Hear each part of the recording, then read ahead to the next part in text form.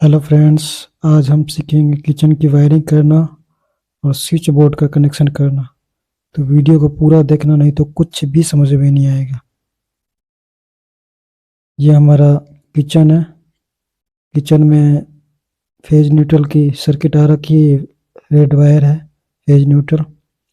इसमें स्प्रिंग डाल के हम 12 मॉडलर बॉक्स के लिए फेज न्यूट्रल और एक हाफ न्यूट्रल खींच लेंगे स्प्रिंग के थ्रू डब्बी में।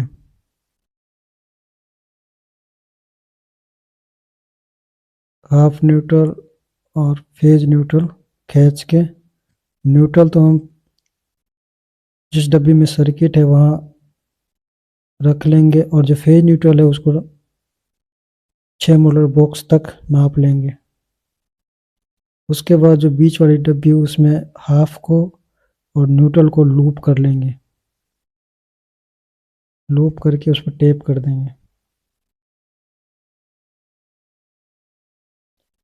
उसके बाद जो पहली डब्बी है वहाँ पे भी एक हाफ खींच लेंगे।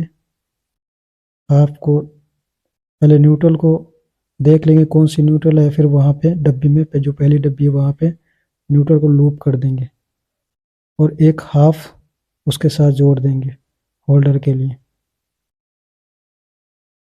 उसके बाद जो फेज न्यूट्रल खींची थी और साथ में जो सर्किट की फेज न्यूट्रल आई थी उसके साथ, और एक हाफ इसके साथ, और स्ट्रीट लाइट की एक वायर हाफ है उसको भी नीचे खींच लेंगे।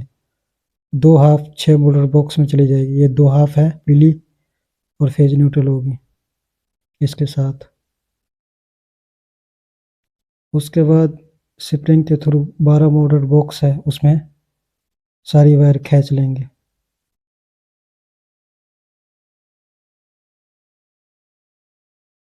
उसके बाद टेप कर देंगे। यह आ गया। दो हाफ है और एक न्यूट्रल है पीली वाली।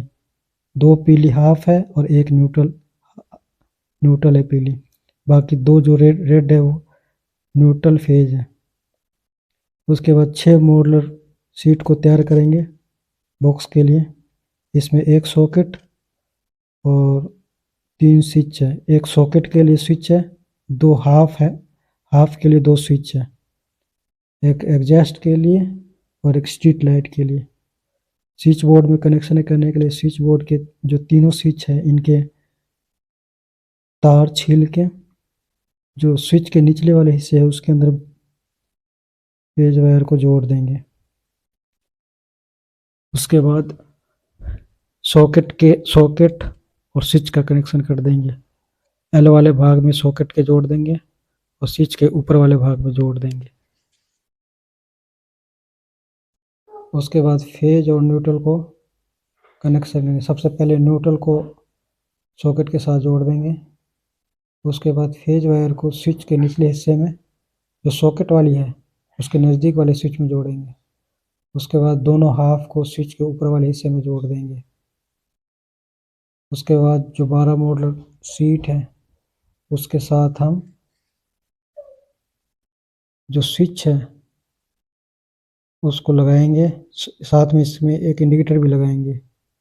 सॉकेट के साथ दो सॉकेट के साथ दो स्विच हो जाएंगे और दो स्विच हाफ के हो जाएंगे। उसके बाद हम फेज वायर के लिए तार का टुकड़ा छील के स्विच के निचले हिस्से में जोड़ देंगे। उसके बाद जो सॉकेट वाले जो दो स्विच हैं, दो सॉकेट के स्विच, इनके निचले हिस्से में तार लंबी छील के इसको नट कस देंगे। उसके बाद